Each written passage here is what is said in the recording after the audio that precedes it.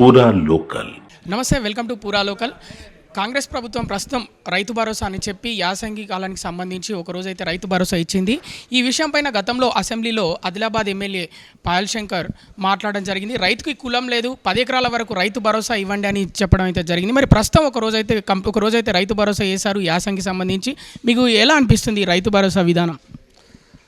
మేము అనుకున్నాం TRS party తీరు కాంగ్రెస్ పార్టీ ఆలోచన ఉండదేమో.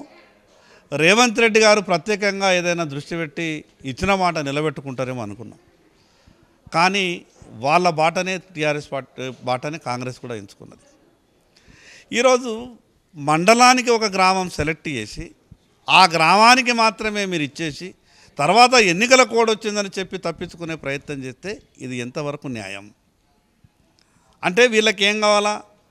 మరి రేపు ఎలక్షన్లు వస్తున్నాయి కదా, ఒక మండలానికి ఒక గ్రామం వాళ్ళే ఓట్లు అడగండి, మిగతా గ్రామాలకు మీరు వెళ్ళొద్దు. కాంగ్రెస్ పార్టీ మాట్లాడుతున్నటువంటి మాటలకు, ప్రభుత్వంలో ఉండి చేస్తున్నటువంటి వ్యవహారాలకు ఎక్కడ కూడా పొంతరలేదు. మేము చెప్పినాం రైతుల విషయంలో రాజకీయాలు చేయకండి అని చెప్పినాం. రైతులు అమాయకులని చెప్పినాం. రైతులు బాధలలో ఉన్నారని చెప్పినాం. రైతుల బాధలు తీర్చాలనే మాట మాట్లాడినాం. అన్నిటికీ మేము చేస్తామని చెప్పినారు. కానీ వీళ్ళు అమలు చేస్తున్నటువంటి తీరు చూస్తే ఇబ్బంది పెట్టే పరిస్థితి కనిపిస్తూ ఉన్నది. కాంగ్రెస్ పార్టీ వైఖరిలో మార్పు వచ్చేటటువంటి పరిస్థితి కనిపిస్తలేదు. ఈరోజు రైతు ఒక పక్క ఇబ్బందులలో ఉన్నాడు. మీరే చెప్పారు కదా రైతు బంధు తీసుకోకుండా మేము అధికారంలోకి వచ్చిన తర్వాత మీకు ఎకరానికి 15,000 వేసే బాధ్యత మీదే అని అన్నారు కదా. ఏమైంది? మీరు వేసే 15,000 ఎక్కడికి వెళ్ళినాయి? అరే ఆ 12,000 రూపాయలు కూడా మీరు ఈ రకంగా మండలానికి ఒక గ్రామానికి వేస్తే మిగతా రైతుల పరిస్థితి ఏం కావాలా? అందుకే అన్ని విషయాల మీద మేము మాట్లాడతాం. జరిగేటువంటి శాసనసభలో చర్చలో కూడా మేము మాట్లాడతాం. ఈరోజు కొత్తగా మాట్లాడేటువంటి ప్రయత్నం చేస్తూ ఉన్నారు. మీరు ఇచ్చినటువంటి హామీలు మాత్రం అమలు చేయరు.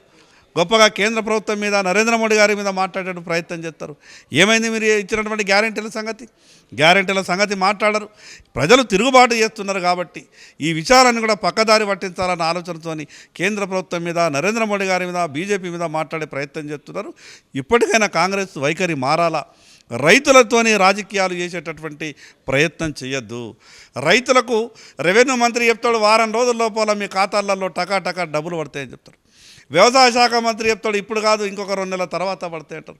అసలు ఏ మంత్రి ఏం మాట్లాడుతున్నాడో అర్థమవుతలేదు. ముఖ్యమంత్రి మాటలకు, మంత్రుల మాటలకు అసలు ఎక్కడ కూడా పొంతనవుతలేదు.